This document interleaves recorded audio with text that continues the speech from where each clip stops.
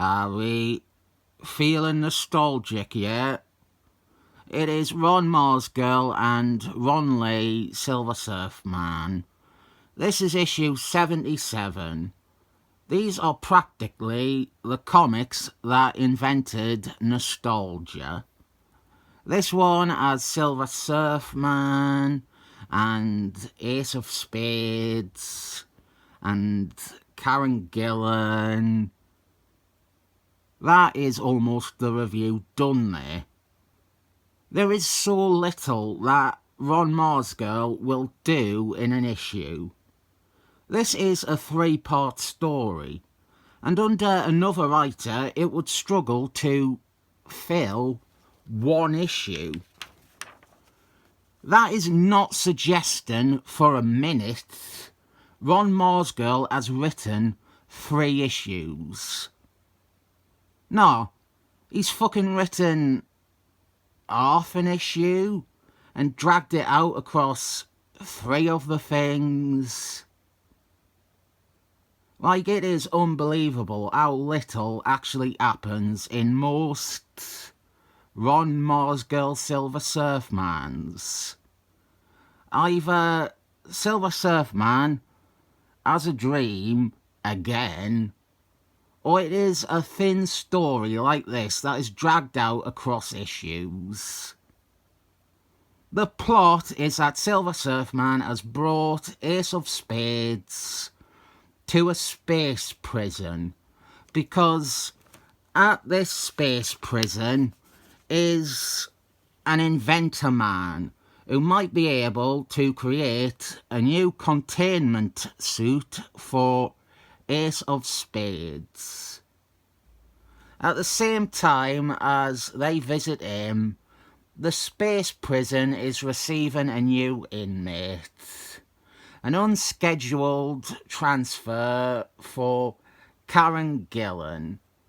And this comes after Karen Gillan was remade as a cyborg with a bald head and a stupid trench coat. It is not Ron Marz Girl without some phony threat of an action scene. And it is also not Ron Marz Girl without the story embarking on rape tangents. The prison guards force Karen Gillan to strip naked, and then we go all in with the guards ready to take advantage of their naked prisoner. I want to talk about how badly this ruins Karen Gillan. How Ron Marz Girl managed to take a really dependable and exciting villainess like Karen Gillan and reduce her to this. Karen Gillan was created by Royce Sternum in Avengers. She was a manipulative space pirate who claimed she was Phineas's granddaughter. She worked well as an Avengers bad guy. She was imposing and evil. She had legitimate successors to her name. She was introduced by committing some planetary genocide. And even in that story, the Avengers technically didn't even defeat her. She returned a few times, power-hungry and evil. And they really did a good job of cementing and solidifying her as a major bad guy for her first few years. It started going downhill when Jim Starman returned to Marvel. He took umbrage with the notion Phineas would ever have a granddaughter. E/Phineas burnt her alive, while E/Phineas denounces her claim of being his granddaughter. Then she spent most of Affinity Gauntlets on display as a charred and tortured skeleton.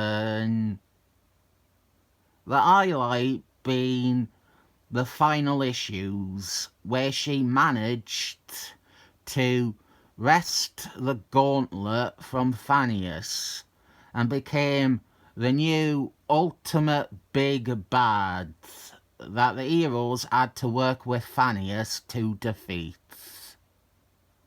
If that was it for Karen Gillan, if we were done with her character after that, we'd be fine.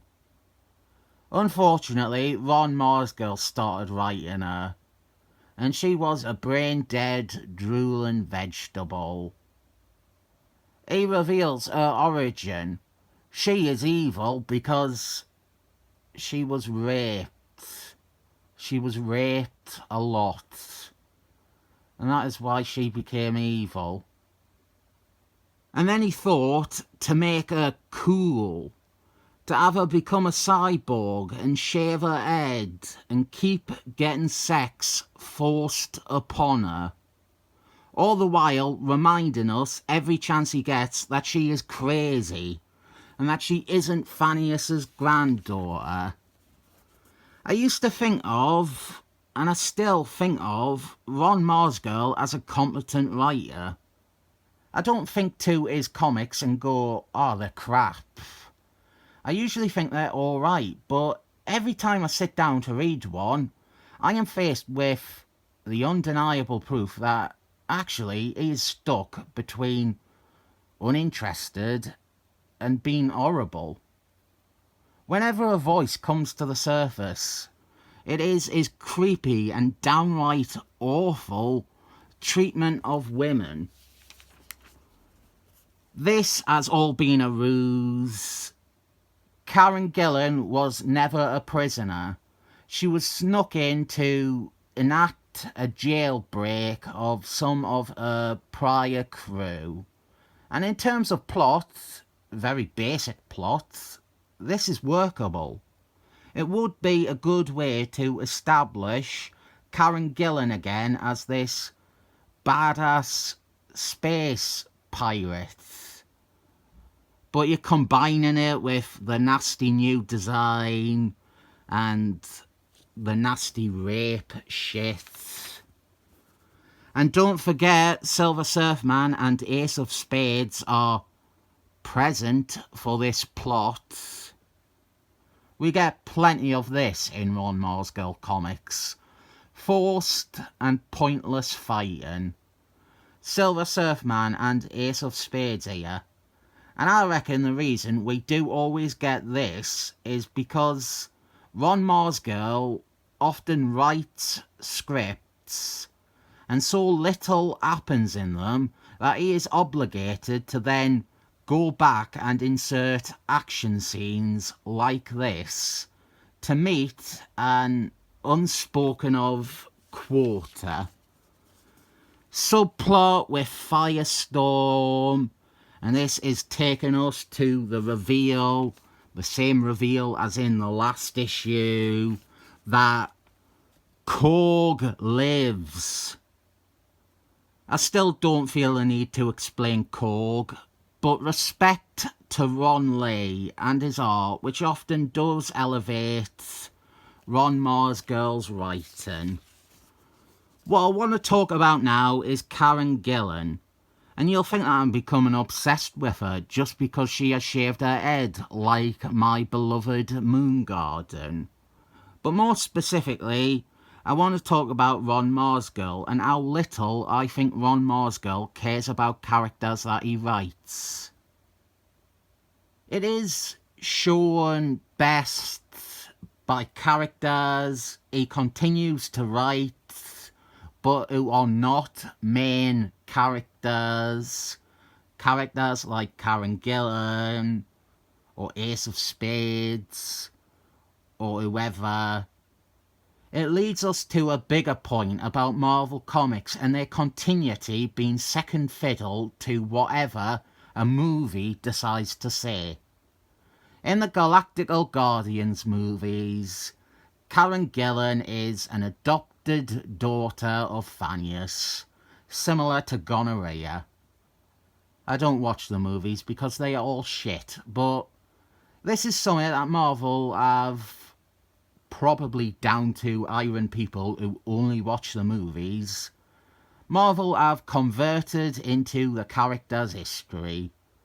There's no explanation, no acknowledgement, nothing to her previous claims of being his granddaughter, or all the stuff from Jim Starman and Ron Mars Girl which supposedly debunked that. This all links to Ron Mars Girl because in those Silver Surfman nostalgia miniseries, one of them features Karen Gillan. And surely Ron Mars Girl remembers this character. He did such hefty damage to Karen Gillan as a character. He has to surely remember that Karen Gillan always said she was Thanius's granddaughter. No, she's his daughter now. And these are continuity insert stories. And that is meant to be set at the same time as all these stories where she was being raped and people were saying she was lying about being Thanius's granddaughter. The truth is, Ron Mars Girl has no connection to most of what he writes. When you realise that the characters themselves don't matter to Ron Mars Girl, you then think, well, surely the stories must. But you are faced with something like this. A three-parter with the same level of plotting as an 8-page Marvel Presents feature. There's this moment where it sinks in that Ron Mars Girl isn't a good writer. He is a man writing comics to get by. He's not interested in Silver Surfman. He's not interested in telling a story. He's interested in meeting the criteria to fulfill a contract and be financially rewarded. Why write a good story? Why write an issue that is a decent little story arc with Karen Gillan staging a jailbreak? Why write that issue when you can milk it for 3 times its financial value by padding it across 3 issues?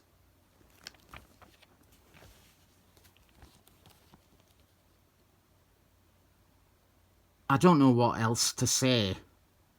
You might think I am being unfair to Ron Mars Girl, or that Ron Mars Girl wrote some great comics. But I am not being unfair, and he really hasn't. Like me, you are thinking of Ron Mars Girl with rose-tinted glasses. You think of him as being decent, or being okay. And he is on a technical level okay. And the reason he is okay is because if he was anything less, he wouldn't be able to keep cashing those checks. He has to be okay. He is a writer content to not be good because being good takes effort. And he doesn't consider effort or care or interest as essential for his endeavour of making money. It is a sad fact, but comics were nothing more than a means to an end for Ron Mars Girl. And then you have to deal with the overall abuse of women that he injects into them. Yeah, you can read this, you can think that it is fine, you can think that it is okay, but any analysis of it simply provides the underlying fact that Ron Marz girl was not a good writer. A depressing 7 thumbs up from me.